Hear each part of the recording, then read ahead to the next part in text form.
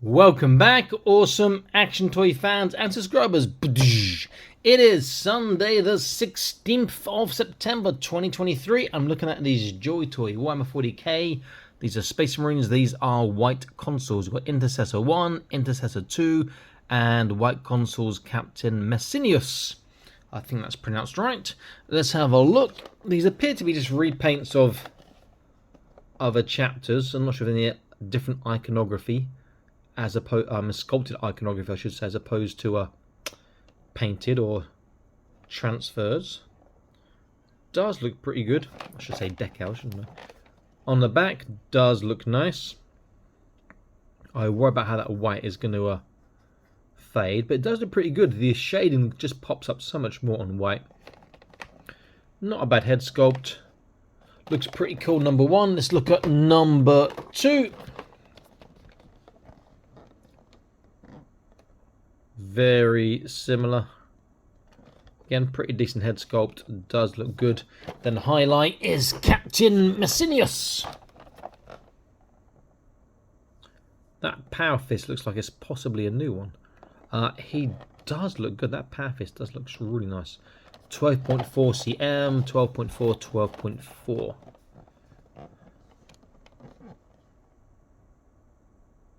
And the short cloak, which is quite nice. See on the back there. Very cool. Okay, I'm going to pop these open, set them up. If you like sort of content, please consider on the Patreon. See all the uploads before they go onto YouTube, get published on YouTube. So it is worth checking out because it's free for 7 days. You can cancel any time in those 7 days and not be charged a penny. Link in the top right of your screen now. Right, let me set these up. I'll be back in an instant. Stay tuned. Here they are, and while they are just reused parts with a different paint job and some different iconography, decals, they look amazing. I think this white looks even better than the white scars. I think look fantastic, and the intercessors both look good.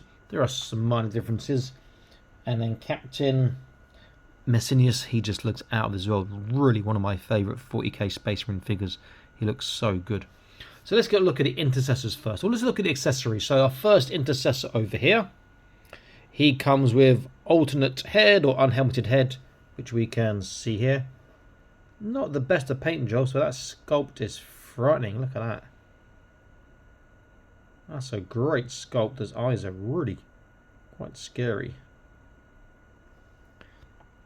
And then we look at our next one. He comes with this unhelmeted head here. Get a focus going. Again, really good in the eyes. Not a happy chappy at all, but very cool. They both come with right trigger hand, left gripping, and in the box they have the reverse left trigger, right gripping. And they both also come with smaller sidearm and the holstered version here. Then we come on to our captain here. He has this unhelmeted head, which I think is pretty damn cool. Great big scar, a bit too glossy on the paint, but does look good. And he comes with only his left hand fist because his right is a power fist. So he comes with a fist, and he also comes with a gripping hand, though he doesn't come with a sword. So not sure why he's got the gripping hand, but still it's pretty good, nice to have it.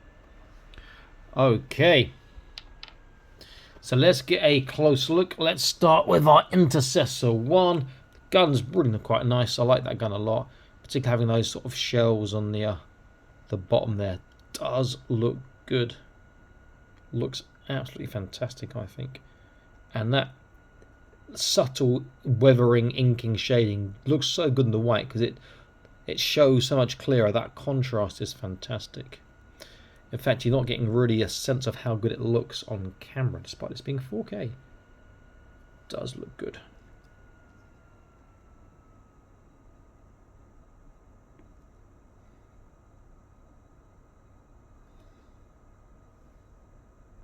Very, very nice indeed. Second one, his gun is different. Hasn't got the bits on the bottom of the shells. His sword is different. He's got the skull head on the bottom, on the hilt there.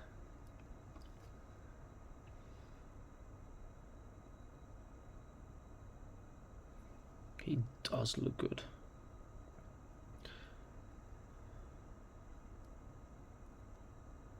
Very, very nice indeed. And then to the captain, who I think looks phenomenal.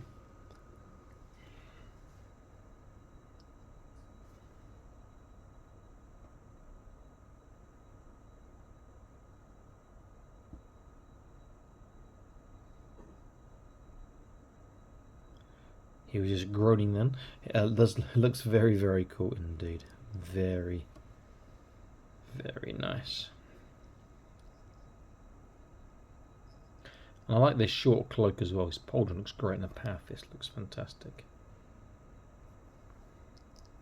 Interestingly, his backpack part here had to be attached. The other two came pre-attached in the box. Not sure what reason for that is. Very nice indeed. Let's have a look at articulation. I will show on the intercessor, then I'll quickly go to the captain to show the power fist. The rest should be pretty much the same. Choose the intercessor 2. The hands are a bit stiff, but they are workable. Not as stiff as they have been, and not as loose or as pliable, malleable as they have been as well.